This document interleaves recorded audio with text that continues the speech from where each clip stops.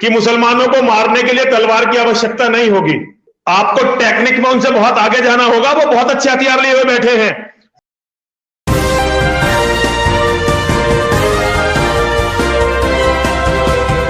पल पल न्यूज के न्यूज रूम से मैं हूं आपके साथ नदीम अकरम। आजकल देश में जो है हेट स्पीच कॉन्क्लेव चल रहा है और उस कॉन्क्लेव में जो बातें रखी जा रही हैं वो ये कि मुसलमानों को काट दो, मुसलमानों को मार दो, मुसलमानों को बिरयानी बना करके खा लो और मुसलमानों को जो है जंग होने वाली है। अब हिंदुओं को जो है हथियार उठा लेना चाहिए। अब हिंदुओं को ज्यादा बच्चे पैदा करने चाहिए क्योंकि ये जो 40 करोड़ 35 करोड़ की मुस्लिम आबादी है वो हिंदू राष्ट्र के लिए बड़ा खतरा है। इसलिए अब जो है मस्जिदों को तोड़ना पड़े उसे तोड़ दो। अब जो मुसलमान अगर हमारे खौफ से हिंदू बन जाते हैं तो उनका स्वागत है और अगर नहीं बनते हैं तो उन्हें मार दिया जाएगा। ऐसी शपथें तो हैं दिल्ली में दिलाई जा रही हैं और हरिद्वार में भी ऐसी ही हेट स्पीच जो दलीलें हैं दी जा रही हैं। आखिरकार ये लोग कौन हैं जो खुल करके मुसलमानों के खिलाफ देश में नफरत फैला रहे हैं? ये वो लोग हैं जो गुंडा एक्ट जिनके ऊपर लगा हुआ है और प्रशासन जो है गुंडा एक्ट अधिनियम लागू करने के बाद भी इनके ऊपर नकेल नहीं कस पा रहा और इनके आकाओं ने खुले सांड की तरह इन्हें सड़कों पर हेट स्पीच कॉन्क्लेव करने के लिए छोड़ दिया है कि बेटा जाओ और जितना नफरत हो सके उतना फैलाओ और अगर तुम इस नफरत को फैलाने में कामयाब हुए तो तुम्हें एमएलए एमपी या उससे बड़े पद पर विराजमान कर दिया जाएगा और फिर हम लोग हिंदू राष्ट्र बना पाएंगे। तो खुल करके नफरत फैलाई जा रही है देश में, जहां हरिद्वार में नरसिंहानंद जो है खास तौर पर हिंदुओं को यह ज्ञान दे रहा है कि अब बस हथियार उठा लो, मुसलमानों से जंग होने वाली है। ये 40 करोड़ लोग कैसे हम लोगों पर हावी हो रहे हैं क्योंकि उन्होंने ज्यादा बच्चे पैदा कर लिए। और यही सुदर्शन न्यूज का सुरेश चौहान के जो कि पत्रकार की भेष में एक ऐसा चेहरा छुपा है जो नफरत का आतंकी बना बैठा है और यह नफरत का आतंकी जो है शपथ दिला रहा है कि हिंदू राष्ट्र बनाने के बीच में जो भी आएगा उसे मारना पड़े तो हम मार देंगे। ये हेट स्पीच कॉन्क्लेव के दौरान क्या कुछ तस्वीरें निकल करके आ रही हैं एक एक कर आपके सामने रखूंगा। उससे पहले एक अपील, अगर ये वीडियो आप YouTube पर देख रहे हैं तो YouTube पर हमारे चैनल को सब्सक्राइब करना ना भूलिए, बेल आइकॉन दबाइए ताकि नई वीडियो की अपडेट आप लोगों के साथ साझा की जा सके। और अगर ये वीडियो फेसबुक, इंस्टा, ट्विटर पर देख रहे हैं तो इंस्टा, ट्विटर पर हमें फॉलो कर लीजिए और फेसबुक के पेज को लाइक करना ना भूलिएगा। सबसे पहले हरिद्वार के उस वीडियो पर नजर डालिए जहां यति नरसिंहानंद सरस्वती खुल करके हेट स्पीच कॉन्क्लेव चला रहा है। हथियार उठाए बिना धरती की कोई कौम ना तो बच सकती है और ना ही कभी बचेगी। 40 करोड़ की इकोनॉमी है वो 40 करोड़ आदमियों की। तुम 100 करोड़ हो, तुम्हारे यहां बच्चे नहीं है।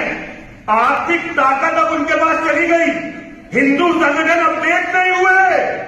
जो बात मैं 9 साल की उम्र में सुन रहा था आज बूढ़ा हो गया, तब भी आर्थिक बहिष्कार की बातें चल रही थी, आज भी वही बात चल रही है। तुम अपडेट कब होगे? और तलवारों की बात भूल जाओ। तलवार केवल मंचों पर दिखाने के काम आने वाली है। लड़ाई में जीतता वो है जिसके हथियार शत्रु से ज्यादा ताकतवर होते हैं।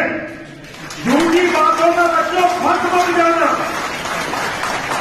ज्यादा से ज्यादा बच्चे और अच्छे से अच्छे हथियार यही तुम्हें बचाने वाले हैं। हम केवल साथ खड़े हैं और वो भी कितने दिन कोई नहीं जानता। हर आदमी को अपनी लड़ाई खुद लड़नी है। हर आदमी को अपनी औरतें, अपने बच्चे, अपना घर खुद बचाना है। इसलिए किसी भी वक्त, हर वक्त से अनुरोध है अपनी राय पूरे जोर से रखें।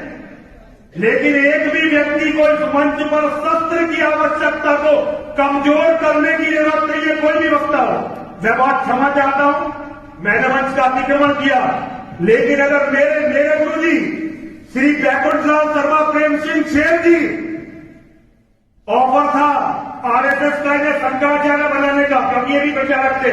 रूपेंद्र भाई बैठे हुए हैं अच्छी तरह। रूपेंद्र, तो दोस्तों आपने देखा कि किस तरीके से ये हेट स्पीच कॉन्क्लेव चला रहा है।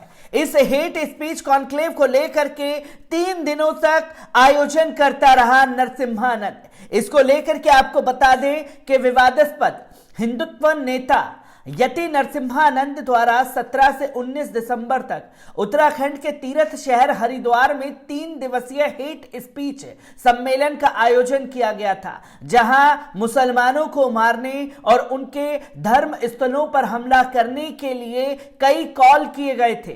कार्यक्रम के एक हिस्से का सोशल मीडिया पर सीधा प्रसारण किया गया है। कुछ भाषणों के वीडियो भी वायरल हुए हैं। गाजियाबाद में डासना देवी मंदिर के कुख्यात पुजारी और हाल ही में जूना अखाड़े के महामंडलेश्वर का अभिषेक करने वाले नरसिम्हानंद ने पहले कैमरे पर पुलिस अधिकारियों को धमकी दी थी कि उनके खिलाफ गुंडा एक्ट लगाया जा सकता है, जबकि प्रशासन अभी भी ये तय करने का इंतजार कर रहा है कि हिंदुत्व से नफरत करने वालों के खिलाफ क्या कार्रवाई की जाए। सभा में अन्नपूर्णा मां, बिहार के धर्मदास महाराज, आनंद स्वरूप महाराज, सागर सिंधुराज महाराज, स्वामी प्रेमानंद महाराज और बीजेपी नेता अश्विनी उपाध्याय जैसा वक्ता था। ये वही अश्विनी उपाध्याय है जो दिल्ली के जंतर मंतर पर खड़े होकर के नारे लगाता था कि अब मुल्ले काटे जाएंगे, राम राज्य लाएंगे। तो एक हेट स्पीच कॉन्क्लेव जो है उत्तराखंड में रखा जाता है। उपाध्याय ने अपने गुरुदेव यति नरसिम्हानंद को भगवा रंग में भारत का संविधान प्रस्तुत किया। उपाध्याय वो है जो पहले दिल्ली के जंतर मंतर आयोजित करने में शामिल था, जहां मुस्लिम विरोधी नारे लगाए गए थे। निरंजनी अखाड़े के महामंडलेश्वर और हिंदू महासभा के महासचिव अन्नपूर्णा मां ने कहा, अगर आप उन्हें खत्म करना चाहते हैं तो उन्हें मार डालें। हमें 100 सैनिकों की जरूरत है जो इसे जीतने के लिए 20 लाख को मार सके। बिहार के धर्मदास महाराज ने कहा, अगर मैं संसद में मौजूद होता जब पीएम मनमोहन सिंह ने कहा था कि राष्ट्रीय संसाधनों पर मुसलमानों का पहला अधिकार है, तो मैं नाथूराम गॉडसे का अनुसरण करता। मैंने उनके सीने में 6 बार रिवॉल्वर से गोली मार दी होती।